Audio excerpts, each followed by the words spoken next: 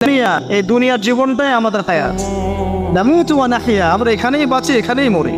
ওয়া মা নাহনু বিমাবউসিন, আর আমাদেরকে পুনরুত্থিত করা হবে না। কোনো মানুষ যদি পরকালীন কনসেপ্ট লালন করে চলে, সেই মানুষ কি বেনামাজি থাকতে পারে কিনা? সেই মানুষ কি যাকাত না দিয়ে থাকতে পারে কিনা?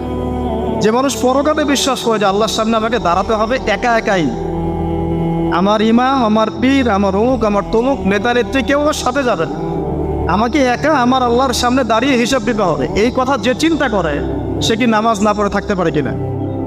সে কি যাকাত না দিয়ে থাকতে পারে কিনা? সে কি দুর্নীতি করতে পারে কিনা? মানুষকে ঠকাতে পারে কিনা? সে কি সুদ খেতে পারে, ঘুষ খেতে পারে? সে কি জেনা করতে পারে? সে কি কাপড় খুলে দিয়ে উন্মুক্ত হয়ে ঘুরতে পারে কিনা?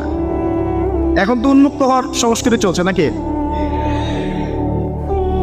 ইবলিস যখন আদম আলাইহিস সালাম এবং হাওয়া আলাইহিস সালাম তাদেরকে যখন জান্নাত থেকে বের করিয়ে দেয়, প্রলোভন দিয়েছিল, মিথ্যা প্রলোভন, যে হাল আদুল্লুকুম, হে আদম এবং হাওয়া, আমি কি তোমাদেরকে জানিয়ে দিব আলা শাজারাতিল খুলদি ওয়া মুলকিন লা ইয়াবলা, হে আদম এবং হাওয়া, আমি কি তোমাদেরকে জানিয়ে দিব এমন একটা গাছের ব্যাপারে যেই গাছের ফল